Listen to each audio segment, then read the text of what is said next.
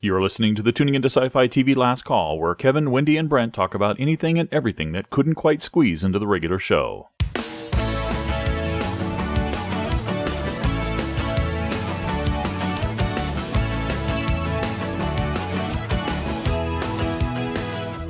Today we talk about Continuum, Person of Interest, Dragon Con, Man in the High Castle, The X-Files, Supergirl, Lucifer, Extant, Sense8, and YouTube. Hey everybody, welcome back. Let's see what Kevin's got for us. Yeah, first up, I want to talk about the Season 4 premiere of Continuum, Lost Hours. Mentioned it briefly in our regular show this week when we did the quick reviews. It's an episode I greatly enjoyed and loved having Continuum back, but again, I probably got my expectations a little high. But, you know, I've seen a few other people with some similar comments, meaning very good episode, but yeah, we're just, you know, our standards for Continuum are so high. And this was very much... very honestly, it's story setup, so it's important, but it's certainly in and of itself not either in action or story bits. But we are setting things up. We're picking up right where we left off. The Time Marines, as they're often referred to, have come in.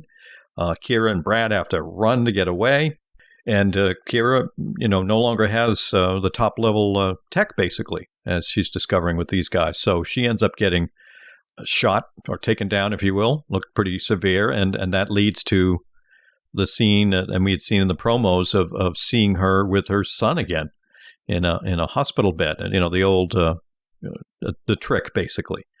Oh yeah, you've been in a coma for 3 years, you know, length of the series, and here's your son. Naturally, now that he's 3 years older and has grown so much, he's a perfect reason why he seems to be 3 years older. But they did a good job, you know, naturally pulling the rug out from under us when we see. You know, older Alec first appears to be there, and then the virtual therapist, if you will, shows up, and we realize quickly as Kira wakes up that she was just knocked out. You know, head trauma. That's when her CMR goes into that. So I had to do the little golf clap of okay, well done, tease us a little bit, and you know, it didn't really happen. So we basically are dealing with the fact that these guys are now here. Brad chose, as he and Kira were running away, to instead say, hey, wait a minute, it's me, you know, but they're going to be wondering, quote, it's him, because, hey, weren't you supposed to be taking her out as one of the timers, I think they called her or whatever. So he's not exactly in good standing with them. He's okay, and he's, you know, kind of undercover with them. But Kira now needs to go figure out what she wants to do. But this whole experience has kind of got her to go to Alec to say, hey, I really do want you to help me get home. But as we saw, Kellogg has now taken over the company, so he's got no ability to get at the things he might need to help her.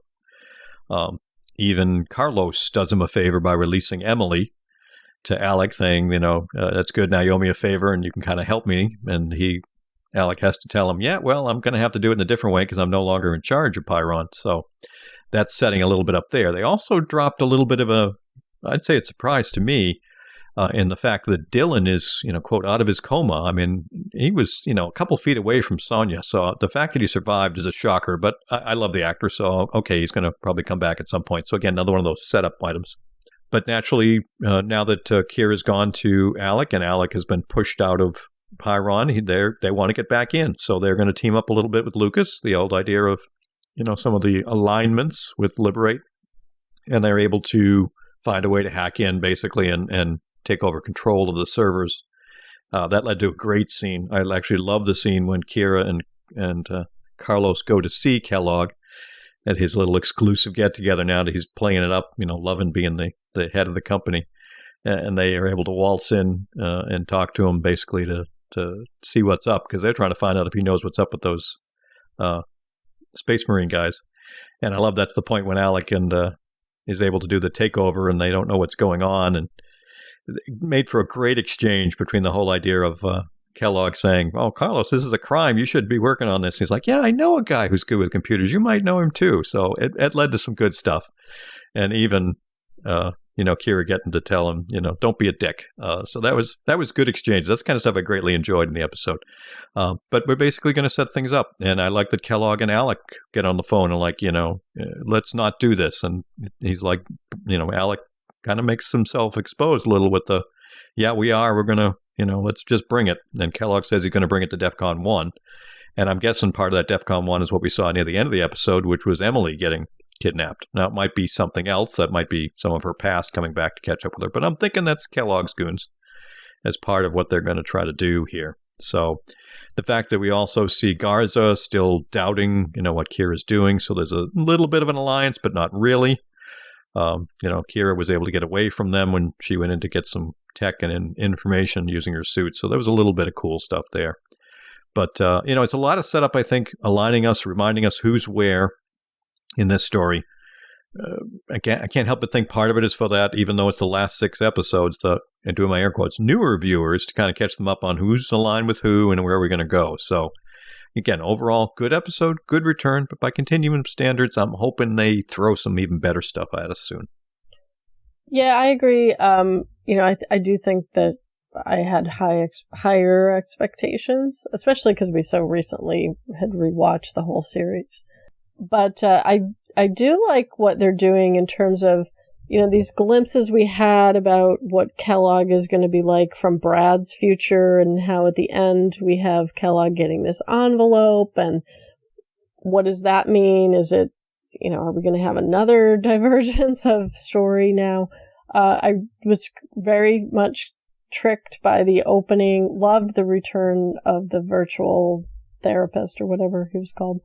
The idea that now Kira's sort of refocused again on getting back to her future, her son, is interesting. That was a really kind of kick-ass fight with Emily. She's kind of getting up there in the Garza level of badassness, I think. And I do like that Garza's always a wild card, especially when in this episode there were sort of pieces of information she had about Brad to sort of send her off. So yeah, a lot of good stuff in this one. I also was glad to see Dylan is gonna make it too, and I liked pretty much all the Kira and Carlos scenes as well. Yeah, it was good to have it back, and it was very much I think you're right, Kevin, very much a setting up and telling everybody, viewers, hey, this is where we were, this is where we are, this is where we're going. But there were some things in it that really bugged me, and that's probably why I didn't give it a great high rating. I mean, I did love the Emily fight scene. That was great. You're right, Wendy. But the 3 things that I think were the things that really turned me off the most about this episode, and I hate to be negative about it because there were a lot of good things, but that whole thing, it was a dream thing, for the last 3 years you were in a coma. It didn't fool me at all. As soon as it happened, I started rolling my eyes and saying, come on.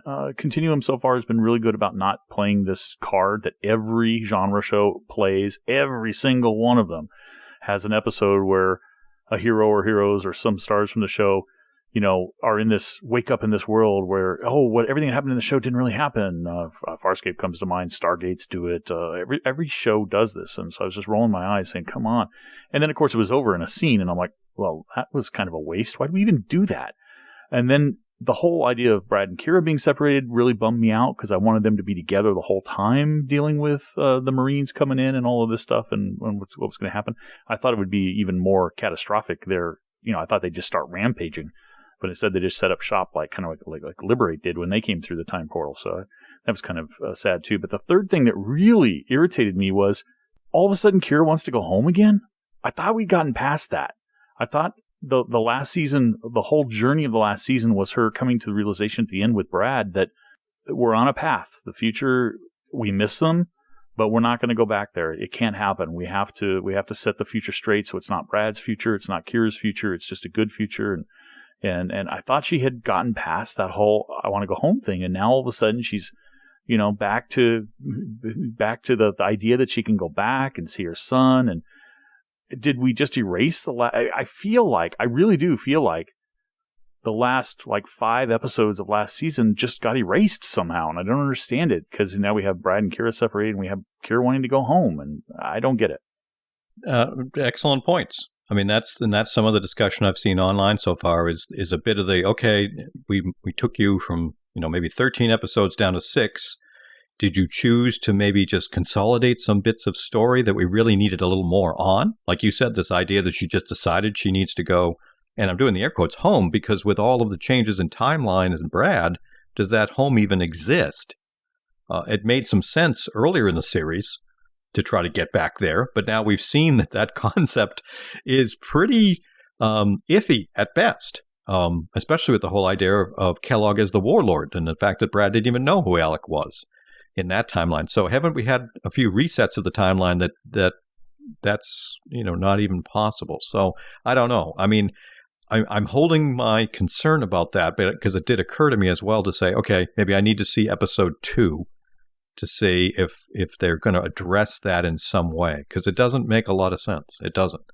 And even if you want to be a little nitpicky, as I saw several folks mention, in that point when Kira went into that building to try to do some recon on these guys, and they discovered her, why would she run to the roof?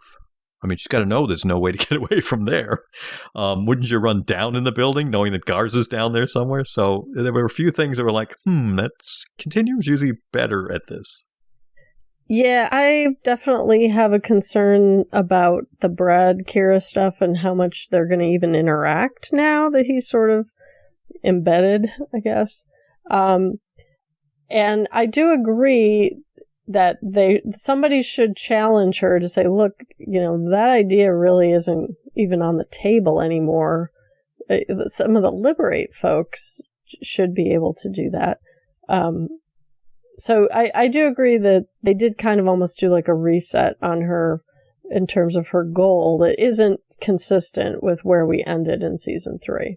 Because she was the one that gave that beautiful, very emotional speech to the Liberate folks about, everything's reset. There is no, nothing you do now is going to try to align the future. It's what you make in the moment. So as Brent said, why is she now deciding I need to go home when she appeared to very much accept that the present was her home? Yeah, only if it's actually the suit that's doing it to her, right? The suit's, it's actually changing her mind. Literally changing her mind. I'm not going to, I'm purposely not trying to sound negative if I am coming across that way, in that I want very much to see what episode 2 does. I guess that's why I didn't ding it more, because I'm hoping, it's like a concussion or head trauma and she'll get over it. Next time I wanted to mention, and I've had several of you ask since I started my person of interest watch, that many folks were like, "Oh, that does sound interesting. Can I watch it on Netflix or whatever?" And the show wasn't streaming anywhere. I've had to do physical DVDs from Netflix. I'm still early in season 3, hoping to catch a few here before a lot of our shows come back in early October. But it was announced in the last week or so that person of interest, at least seasons 1 through 3, now are on Netflix streaming. So if you're someone who only does streaming shows, like a lot of folks have gotten to nowadays, and you're interested in this show, you can, if you have a Netflix subscription, certainly here in the U.S., dive right in and binge, and like I said, get 3 seasons worth of the show at your fingertips. Yeah, that is really good news. It's not. I mean, hopefully it'll stay all 3 seasons streaming for a while, because I do want to watch the show and catch up, but I've got some other things that are a little higher on the list still. Great. Now when Scott sends in a voicemail saying, remember that episode back in so-and-so, and this, I can actually go check. Cool. Easy access. And the final item to mention for me, and we'll keep it kind of brief because I could easily do an hour on it, was DragonCon, 2015. Again, had an awesome time. Those of you who know me pretty well know this is, one of the absolute highlights of the year for me. 11 years in, and as corny as it sounds, still getting better and better. Great to see so many people I only get to see once a year. And several of them, just like Wendy can tell you when she makes some comments, we spent nowhere near as much time together as I would have liked to, but that's because I tend to, love to get involved in so many other events. So it was awesome. The Lost Girl event's probably the highlight for me because, again, show I love near its end. 6 cast members. They were amazing together. Their panels, I went to all 4 of them. They are just like a bunch of goofballs, like longtime friends. They just happened to be on a show together. So the chemistry was amazing. And getting to meet Anna Silk in person, she is just as lovely and just as sweet as you've heard from other folks or seen. She was absolutely amazing. Her autograph line was pretty long, mainly because not only was she popular, but she took time with everybody to talk about something that they brought up or whatever. And she was amazing. And for me, I did my first ever professional photo op, never done one of those, but I had to get a chance to get a photo with her and Ksenia Solo together because of the impact, certainly of that show and them as the the key people in it. So that was pretty amazing for me, along with some great fan panels and some other events at con that are always a blast, the Buffy Horror Picture Show, many other things. And one highlight, just to point out, was the iZombie fan panel, which was great. Fans talking about the show. And for those of you who are fans of it, you know that Raul Coley, who plays Robbie, very interactive on Twitter with the fandom. And during the panel, someone, as we were talking about favorite characters, a woman who was very interactive, said that she was going to tweet to him that we were talking about the show, which was, and I was one of the folks, calling on folks with questions. I said, oh, great, he's a cool guy. And then 5 minutes later, her hand's up and she's just about exploding out of her chair. I'm like, okay, now what you want to talk about?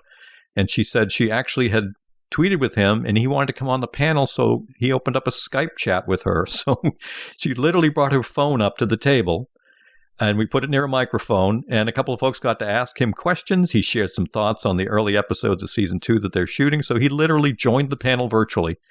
And that's one of those things, only at Dragon Con could you have that happen. And there's a link in the show notes. I got a recording of it, of the panel and him doing it. We'll eventually put it out here on our feed, but for the time being, I shared it with the good folks, Steph and Robin at the iZombie podcast, because I knew they'd love to have it. So link in the show notes if you want to give that a listen. But a great time again. Yeah, this was a great year. There was a lot of cool stuff. And that totally is something that only happens at Dragon Con, and seems to happen only in the urban fantasy track. That they get so many cast participating. I remember the year before, it was the actor who played the mom on Teen Wolf, who came and actually was sort of moderating the panel or emceeing the panel. For me, there was a lot of great fan panels. The Arrow guests were definitely a highlight, as well as the Continuum panel was a big highlight. Stephen Amell, I've been anticipating him coming to Dragon Con. He was supposed to come a couple of times and canceled. It was great to see him by himself on a panel, although Robbie Amell came in at one point. And then to see him mix it up with John Barrowman on a panel was just absolute magic. I mean, John Barrowman is a phenomenal guy, and they had really great chemistry between them. Katie Cassidy, Matt Nable, who played Ra's al Ghul, was very entertaining as well. So those were definitely the highlights as far as like guests and stuff for me this time. And Kevin and I think the most time we spent together was actually on the librarians panel.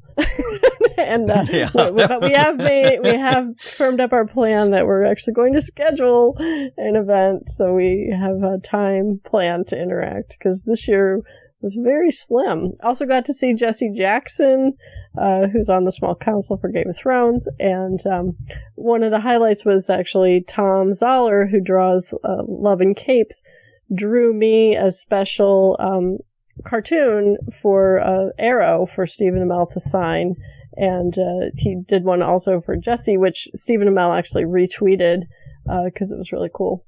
Sounds like a lot of fun and really cool. And I did enjoy following you guys and your meetups on Facebook. Their pictures were posted, and it was pretty cool to see as well. Here at my venue, of course, we got a new wine fridge, and we rearranged some furniture. So I will tweet those if you like, some pictures of that stuff. And but you can, because you have a Twitter account Brent now. Just said he will tweet.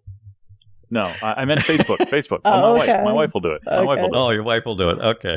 Oh, I didn't. I have one more thing. I didn't wear a costume, but I wore fashion inspired by Dragon Con. I had this awesome TARDIS kimono that was super fun to wear at Dragon Con. I saw it. Facebook photo of it. It's pretty cool. Yeah, and speaking of TARDIS, the other item I have to mention, if you folks haven't seen it, maybe I'll find a link to put in the show notes. I went up to try to go to one of those Arrow cast panels. I was on a panel the slot before, and usually you have to get in line plenty of times. So I tried to run up there. I was waiting outside the room, hoping that it wouldn't be full. It was not a shocker, but a disappointment. But I'm outside there, and there's hundreds, thousands of people around that general area milling around. And before I'm figuring out where I'm going to go next, I start to hear a roar coming from the other end of the big lobby there, in the lobby area, I should say, in the Marriott. So I know something's happening. Someone's coming. Maybe someone famous is moving through the room. And I notice someone is sprinting in my direction. I can't tell. I'm just hearing the roar. And then as they get closer, I realize it's John Barrowman, and he's kind of sprinting. He must be on this panel. He's late. Not only is John Barrowman coming and literally within an arm's length of me, He is wearing a blue TARDIS dress as he runs by waving to the fans. Okay, and the pictures that are up on him, you'll see that he, in the panel too, was wearing red high heels to go with it. So, again, only at DragonCon. Yeah, and he actually made an outfit change because he wore that for his panel in the Brit track for Torchwood, and he actually was not wearing that when he walked onto the Arrow panel. Only DragonCon and only John Barrowman, actually. Yes.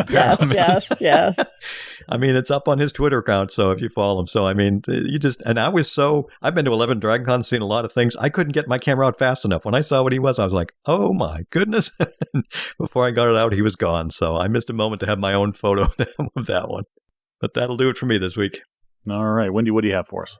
Well, I do have one related DragonCon thing. While I was there, I watched the screening of the Man in the High Castle pilot, which is one of the Amazon content shows, and it was pretty good. I actually was surprised. This is the alternate history where the Nazis win World War II, and I will probably try to watch more of this in the future. Oh, good. We've heard about that one before, and I'll take your recommendation into account and maybe check it out, but it still didn't sound like it was the kind of thing that I'd be interested in. Yeah, I had seen that pilot actually a few months ago. For some reason, it was one of those days when, it caught my interest when I saw that it was available up on the Amazon thing. So I have seen it, and again, as you said, it looks very well made, but it was still kind of like, okay, but probably not the thing for me, so I'll wait to see what others think. Yeah, I mean, it doesn't really feel like a genre show. It's more of a conspiracy kind of a show. But Period piece almost. Yeah, definitely. But I like that time period, so that was part of the reason why I liked it.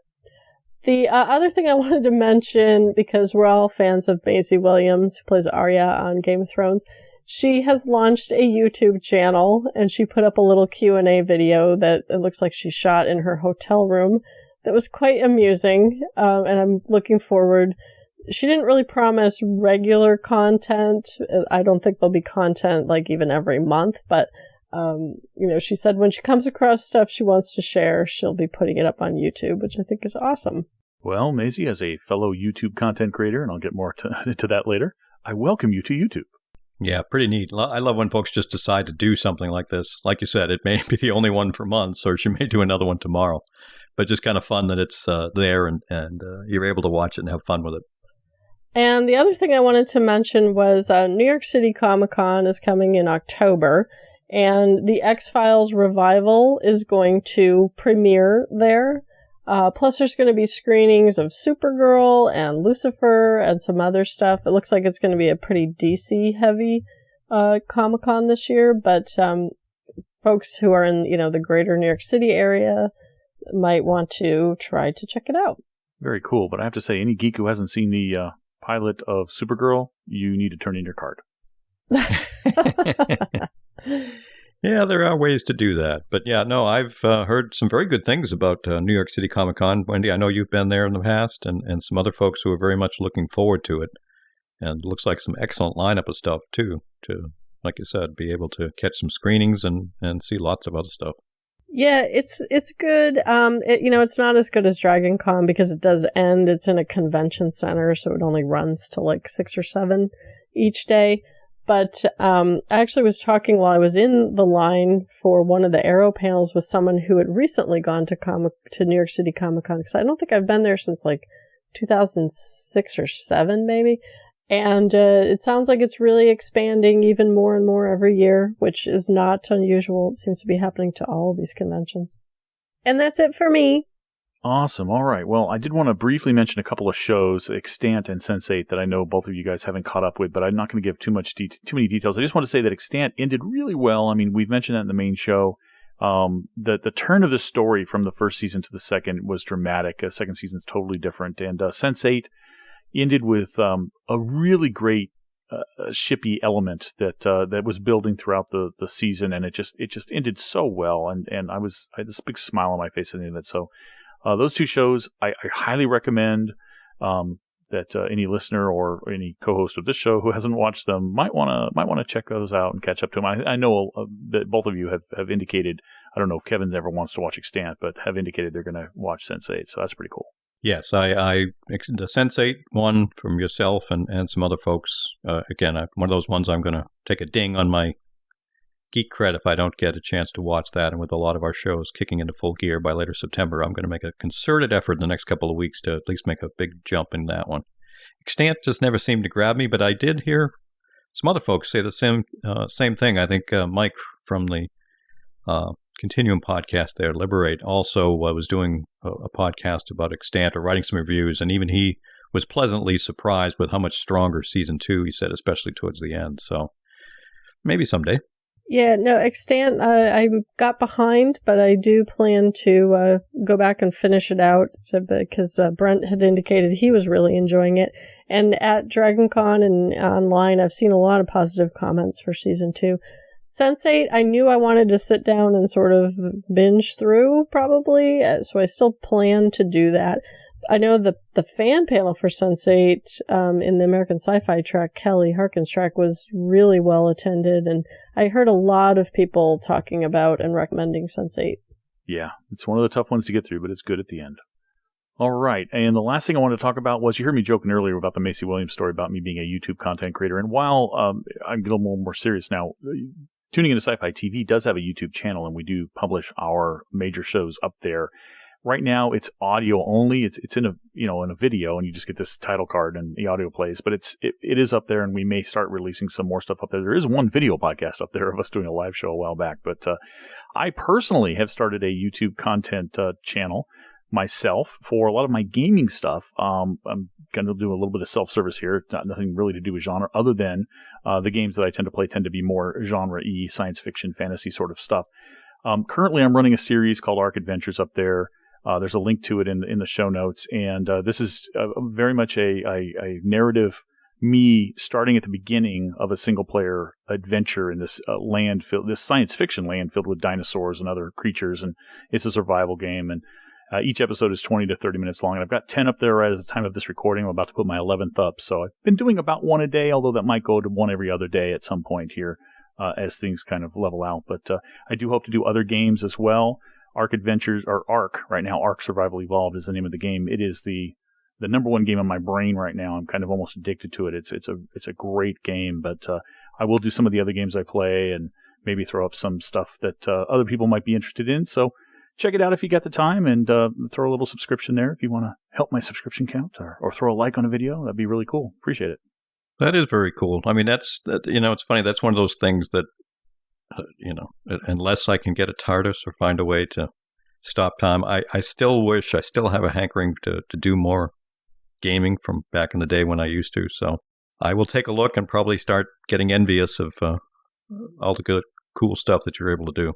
That's awesome. I mean, I'm not a gamer, but I like whenever people get involved and start sharing their knowledge and tricks and just building the enthusiasm for sort of the universe around different games and the fandom. So that's very cool, Brent.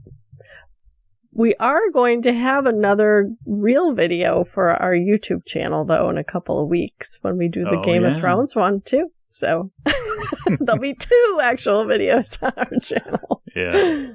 And I know, based on recent comments on his late night show, that Jimmy Kimmel will not be subscribing to my channel because he doesn't seem to understand why people would watch other people play video games. But hey, it's okay. I can do without Jimmy.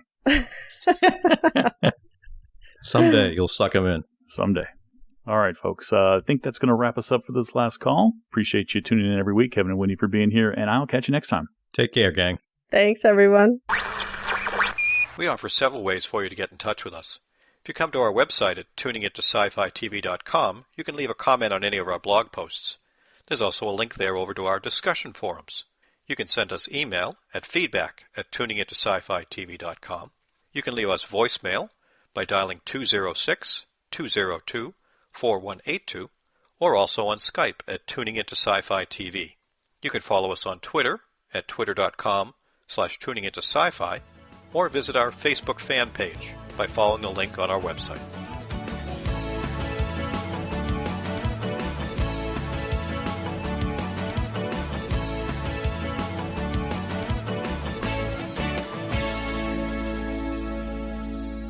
Tuning Into Sci-Fi TV was hosted by Kevin Batchelder, Wendy Hembrock, and Brent Barrett. The theme music for Tuning Into Sci-Fi TV is by Beatnik Turtle. Used with permission. Listen to Tuning Into Sci-Fi TV on Stitcher Radio on Demand. Download the free app today at Stitcher.com. You've been listening to the Tuning Into Sci-Fi TV Last Call for episode 351, recorded September 12, 2015.